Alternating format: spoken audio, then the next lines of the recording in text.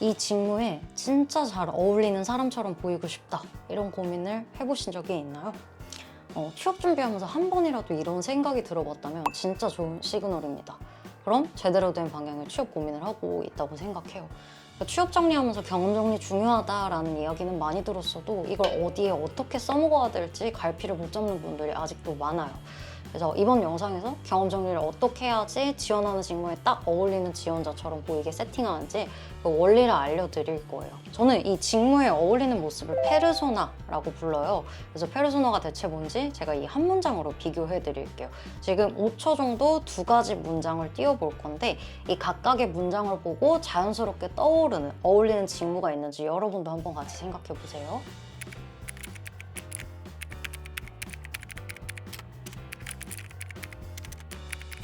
자, 어떤 문장은 읽기만 해도 잘 어울리는 일이 떠오르는 편이지 않았나요?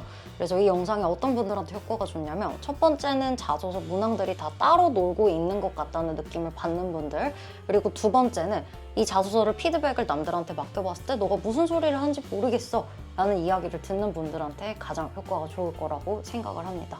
그래서 오늘은 이 페르소나를 만들 수 있는 템플릿까지 제가 정리를 해뒀으니까 끝까지 영상에 집중해주세요. 자, 페르소나를 한번 이렇게 생각해 볼까요? 면접관들이 나를 바라봐 주길 바라는 모습, 또는 다르게 말하면 나는 이 직무에 이렇게 최적화된 지원자예요. 그러니까 저를 뽑아주세요. 이런 마음을 본인의 실제 경험을 통해서 가장 설득력 있게 만들어 나가는 방식이에요. 영업관리 직무로 실제 예시를 보여드릴게요. 저는 현장의 목소리와 전략 간의 커넥션을 만들어주는 일을 잘 합니다. 라고 하면 막연하게 성실함 또는 데이터 분석력 같은 것들을 어필하는 것보다 그 직무에 더욱 적합하다라는 느낌이 들어요. 실제 케이스를 조합해서 이 영업관리를 지망하는 민영이라는 가상의 지원자를 만들어 봤습니다. 이 경험들을 어떻게 조합해야 민영이라는 사람이 영업관리 직무에 딱 어울리는 사람처럼 보일 수 있을지 여러분도 좀 같이 고민해 보셨으면 좋겠어요. 자, 가장 먼저 이렇게 페르소나를 만들기 위해서는 이 지원하는 직무에 어떤 역량과 성향을 가진 사람이 필요한지 정확하게 알아야 돼요. 자, 페르소나는 나를 보여주는 가면이니까 이 가면이 만들어지는 몰드를 만들려면 가면의 모양새를 알아야 되잖아요. 자, 영업관리에서 가장 중요한 역량이 3개 있죠. 이 데이터 기반 관리 역량, 그리고 커뮤니케이션, 그리고 문제 해결 능력. 자, 여기서 제일 중요한 거는 저 단어들을 있는 그대로 받아들이시면 안 돼요. 이게 무슨 말이냐고요? 자, 일단 이걸 해석하지 않고 그대로 쓰면은 아까 위에서 맨 처음에 보여드렸던 안 좋은 예시처럼 저에게는 커뮤니케이션 역량이 있어서 협상을 잘합니다처럼 뭔가 알맹이 없고 밍숭맹숭한 문장이 나와버리는 거예요. 자, 핵심은 그 역량이 내가 지원하는 직무에 왜 필요한지를 고민을 해보시는 거거든요. 예를 들면 커뮤니케이션 역량이라고 하면 이제 영업관리자는 보통 현장에서 영업자랑 본사 간의 소통을 직접 담당하는 역할을 하겠죠. 그럼 둘 간의 이해관계가 엄청 달라요. 영업자가 요구하는 거, 본사가 요구하는 어떤 이 니즈가 다르거든요. 근데 만약에 영업관리자가 소통이 되게 어리버리해서 이쪽 말도 맞고 저쪽 말도 맞고 이러고 있으면은 일이 진척이 안 되고 큰일 나겠죠. 자, 이렇게 각각이 원하는 니즈가 뭔지 정확하게 이해하고 서로가 만족할 수 있는 방안을 도출해 나가는 더 구체적으로는 그런 커뮤니케이션이 필요한 거예요. 그냥 소통을 잘합니다. 이렇게 정의해버리면 의미가 없는 문장이 되고요.